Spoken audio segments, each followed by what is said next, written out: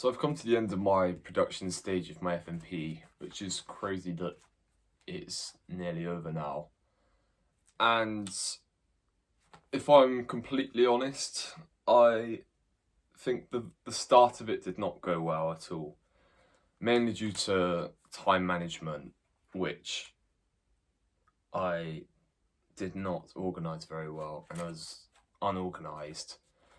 But I'd say I've learned a lesson from it. For the next project, I'm looking forward to being a lot more organised and keeping to my schedule plan and making sure I'm on track to make the deadline. The first thing I decided to do was create a 3-act structure plot, as I was really struggling to come up with ideas for a plot, and it took up a lot of my time to try and finalise my concept and my idea, as I was floating around with a lot of different ideas, and my research changed my ideas quite a lot, and I just really wanted to find the right idea, if that makes sense. But yeah, looking back, I definitely spent way too long trying to finalise what I wanted to do and what my plot was going to be. So in this 3-act structure, I just used the Google Slides and I just wrote a short paragraph of sentences about what would happen in each act of the film. I found this helpful, as even though it ended up changing again my plot slightly when I'd written the script, it helped me to structure it in my head of what were the key turning points, what are the things that I want to focus on. And even though the plot was different from when I did the 3-act structure exercise, it helped me to kind of realise that I need to really nail down that plot. Doing this exercise helped me to realise that I really need to focus on deciding on what my plot is going to be and really nail that down. And just simplifying it into 3 acts was helpful, because I could just sit and think, what do I want to happen at the start? What's then going to be the turning point to the audience that leads them onto the second act? I knew I wanted to include a twist in my film after I learned in my research section that having a twist in your plots can make it a lot more interesting and exciting, and especially one that shocks the audience or something that they didn't see coming. And that's what I really wanted to add into my plot. And some ideas I was running with was I would have had my character being followed home at night, which is what it was in the end. But the twist would have been that the car following her was actually a police car, and they were tailing her so it kind of switches from who's the protagonist, who's the antagonist, because I was going to have it revealed that when she got home that she'd kidnapped someone, or she was involved in some kind of satanic ordeal or something like that. But the reason why I decided to not go forward with that idea is I felt like it was drifting away from the horror aspect and becoming more of a thriller. If it was involving police and just the whole idea of a police investigation and someone being tailed, I just felt like it didn't really stick true to psychological horror, so I decided not to stick with that idea. Another idea I had was to have a young woman on her phone on the way home from work. So again, similar, but she's walking home, texting her friend, or I don't know, somebody, and so she's texting them and they tell her that they've come to her house to surprise her and they've let themselves in because they have a spare key. And she's happy about it and she's fine about it.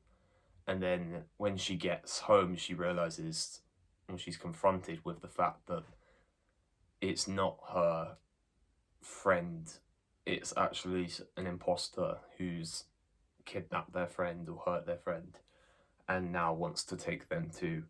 And the reason why I didn't decide to go forward with that idea was I felt like it was too unoriginal. Even though I can't actually think of the name of the film or series, but I'm sure I've seen something similar. That's probably where I'm getting the idea from. So that was one of the big things, is I really wanted to come up with an original idea. So yeah, I decided to scrap that. When I got on to writing my script, I hit a roadblock with motivation, and just I became really demotivated to carry on with writing the script, as I felt like I was not doing very well, and I was disheartened that I couldn't come up with a good idea or an original idea, and I was starting to not like my ideas, my whole concept of the film anymore, but I felt like it was too late to change, so I hit a block and in that period I spent a lot of time redoing the script and agonizing over every sentence, which was stupid looking back, and it cost me a lot of time, and I don't think I would have been as in a rush if I hadn't done that back then. But I suppose everything is a lesson, and I'll just have to, as mentioned previously, I'll just have to make sure that I don't do this again. I decided to name my short film What Lurks in the Shadows, as I felt like it fit what happens in the film, of this man, this like masked man that's hiding and lurking in the shadows of a room, and hiding in the, I don't know if you noticed, if you've watched my film, even at the bus stop when Sarah is walking home, you can see him briefly lurking behind the bus stop, and you can see his car parked in the distance. And I liked that little idea of little subtle breadcrumbs leading to the audience, rather than blatantly showing, as I do later with the car pulling up outside the house. But yeah, I liked the idea of doing that. But anyway, yeah, I named it What Lurks in the Shadows. A load of different names I was thinking of at the time, but I felt like that fit the film most, and I liked it, and yeah, that's why I chose it. It to the best he could and leave any suggestions at the bottom, and I did the same with my sister Kitty, and I received some helpful feedback, like mainly grammatical feedback, as just as a way to reword sentences, or things that I hadn't noticed that were plot holes or things that didn't make sense, which was useful to get another person's point of view, perspective, an outside person's looking in. I used the feedback to create my final script, and I'm pretty happy with it. If I'm completely honest, I still don't feel completely satisfied with the twist. I feel like it may be a bit too out there, and there weren't enough. I feel like maybe I should have left more breadcrumbs to the audience, that, if you don't know already, The twist is that this woman who's walking home from work, and she goes, yeah, walking home from work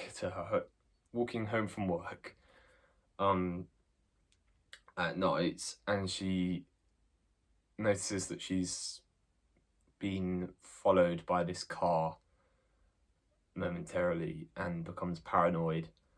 And then we see the car, unbeknownst to her, we see the car pull up outside her house when she's gone inside, and little things like a window shutting that was left ajar once she walks inside. And yeah, the twist is supposed to be once the person enters her home, they're just a puppet, and they're being controlled by this demon or this supernatural entity.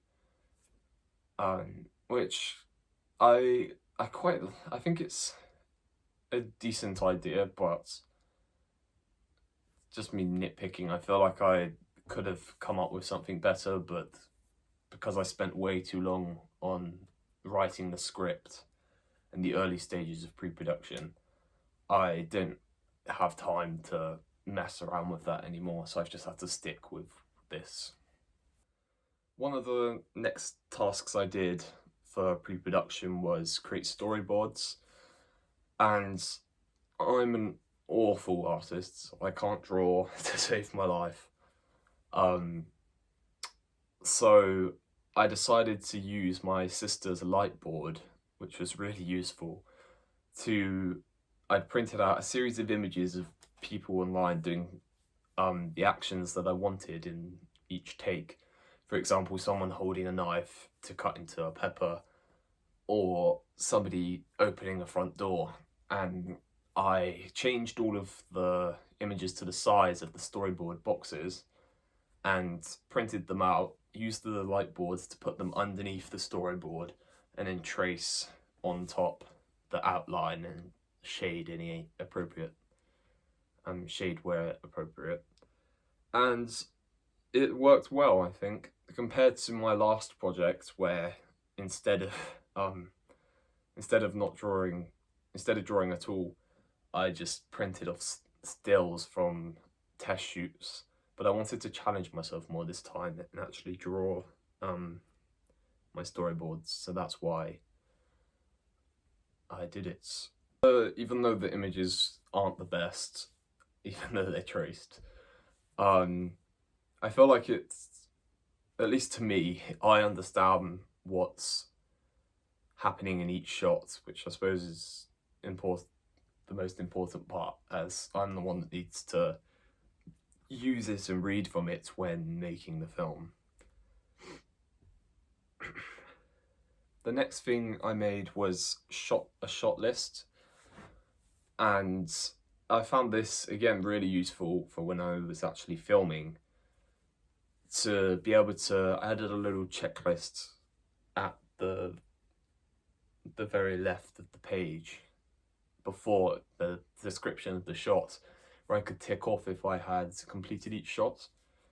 And I would just write some details about the camera angle, any equipment I'd need, like a tripod or an umbrella because it was going to rain,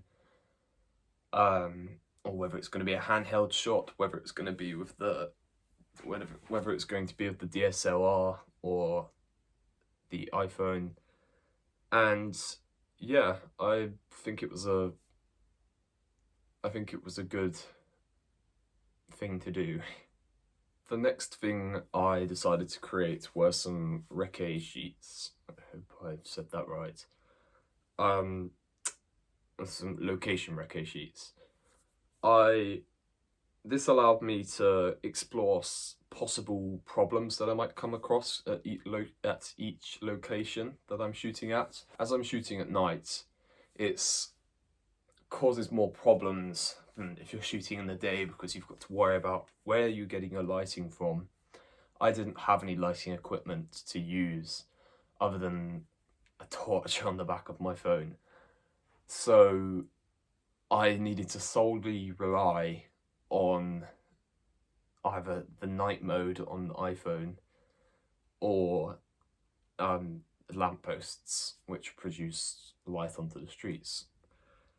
But the problem that I realised was when visiting these locations at night was that the lampposts sometimes created glare if you're filming and in the distance there's a lamppost, there's a glare, like a ball of light, a glare in the camera lens, which wasn't great, but it's better than just, I guess, a completely dark shot where you can't see anything. Filmed some test shoots to get to grips with the cameras that I was going to be using and figure out any shots that I wanted to do that would be a little more difficult to film. Ideally, I would have liked to have done a test shoot of the car scene, as I ended up not including it in my film because it came out so badly when we were filming, as it was quite difficult to execute, more difficult than I thought it would be, as I had to be able to walk backwards holding this handheld holding the camera, so I couldn't see behind me. So I was trying not to trip over whilst also trying to walk fast enough with the camera so that the actor didn't walk into the camera, and also mindful to alert my dad, who was driving the car that was going to swerve near to Sarah, when he should come, when he should swerve. And yeah, it was ideal. I would have liked to have had time to practice that, but my mum wasn't available to practice. She just offered to do the shoots as she was busy for the rest of the time. I did some test shoots with my brother Elliot, as the actress who was going to be acting my film was too busy to do test shoots. So I managed to bribe him to come with me outside at night and let me just practice angles and camera movement and see what the lighting was like when compared to standing directly under a lamppost to the lamppost light, to standing away from it. Was it too dark? Did the night mode on iPhone work very well? All of these kind of things I tested out. So once I got into production, the actress who was going to be playing my character originally had to pull out of the film, which was frustrating, but I understood it was... I'd only given her maybe a week or two's notice that I wanted her to film or act in my film. So, and I understand that she has her own uni course, which is important, and she has a huge workload for that. So, yeah, I understand why she had to put out. But it was frustrating, as I was then left in a panic because I was already behind, and I'd set out a plan from then how I was going to meet the deadline, and then I was thinking, I'm never gonna make it, this isn't gonna work, and I just went into a huge panic. And then luckily my mum, like a day or two after, agreed to act in it when she could.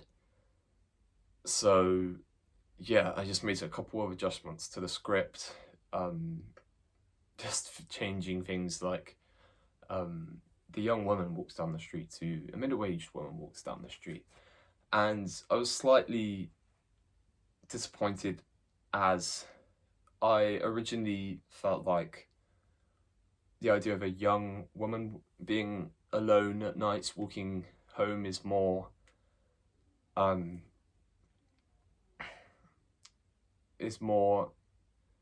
dangerous than a more adult woman walking home at night. But after speaking to my mum, she explained that a lot of her friends and herself still feels intimidated at being out at night alone, and so it could still create this same effect. So I just had to go with that.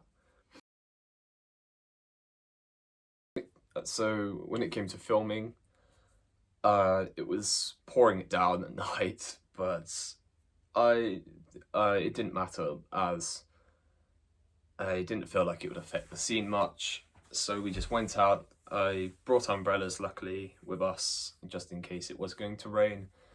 And we filmed in the various locations for about an hour that evening, before my mum was too tired and needed to go to sleep. So yeah, we filmed the scene on Kingsham High Street, or the sequence. We filmed the car scene, which didn't turn out very well at all.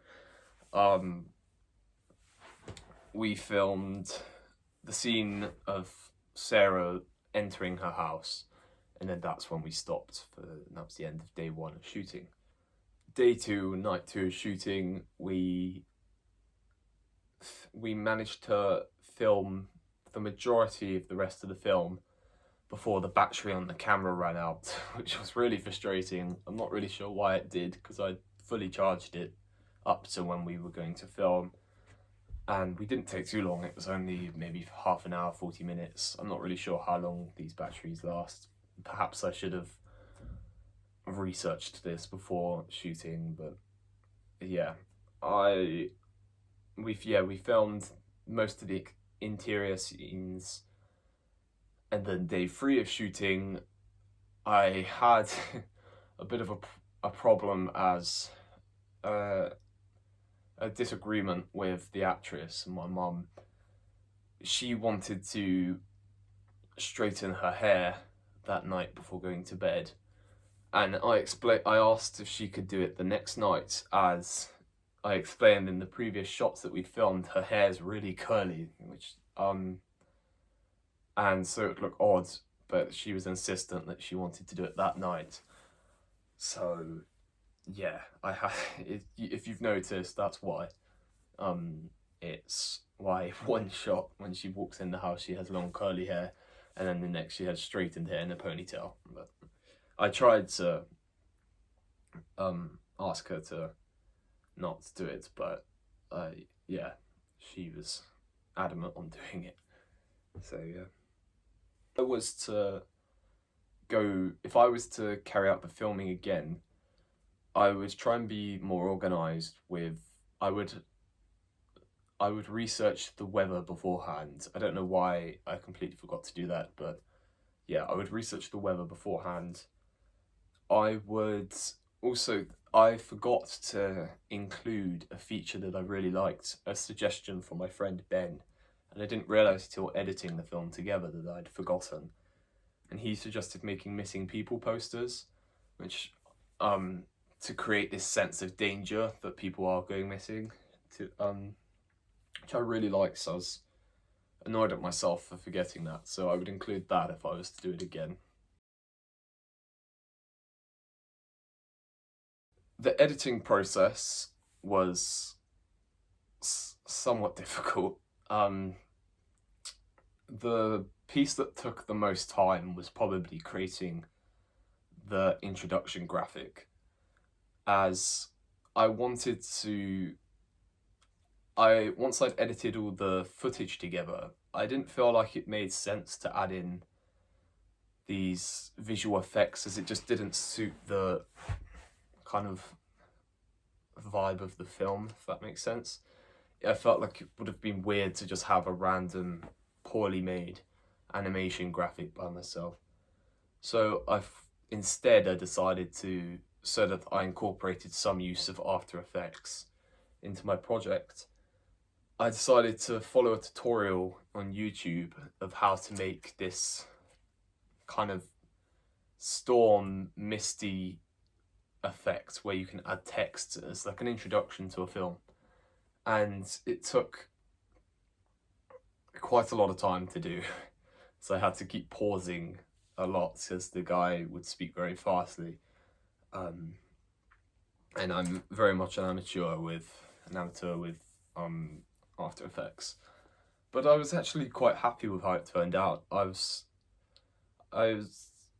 surprised. It's not perfect, but I like how it turned out. I think it's quite a cool little feature to have. So yeah, I'm happy that I include that in my film. When editing my footage together, I wanted to add in some sound effects or a score to create this tense atmosphere that it felt like it was lacking with just the footage.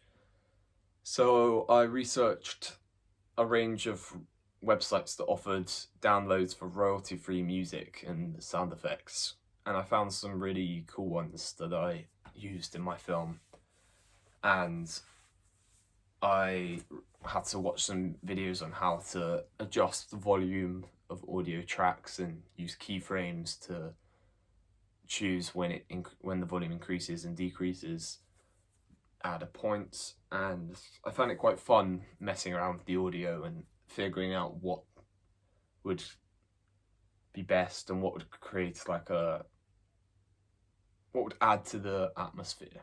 At this point, I still need to distribute my film. I've made a survey on Google Forms ready, so I just need to link my film and distribute it to some of my friends and possibly people on the student room post, as that worked well with my questionnaires and my research. And yeah, I need to gain some feedback on my film so I can ready for my reflection and evaluation next, which I'm planning to film a vlog like this, just talking about the whole project and analyze what went right, what went wrong, what I could have done better at, and yeah, I'm gonna get on with that next. In reflection, I feel like the production stage of my film didn't go exactly how I wanted it to, mainly because of my lack of organisation at the start of pre-production, which caused me to be very stressed near to the end, as I'm very close to the deadline. So I'm gonna probably have to have some sleepless nights to try and get this thing done, as I really want to do well on this project. I'm really frustrated with myself that I've let myself leave it to this late. And I'm really looking forward to the next year, as I feel like it would be redemption in a way to prove to myself that I can stick to a schedule, stick to a time plan, and I'm not expecting myself to do particularly well in this project. I'm hoping that I will get a pass merit, ideally a merit. But thank you for watching this vlog, me talking about my production stage of my FMP. I hope you found it somewhat interesting to hear about my journey from starting pre-production to finish filming and then editing. And yeah, so bye.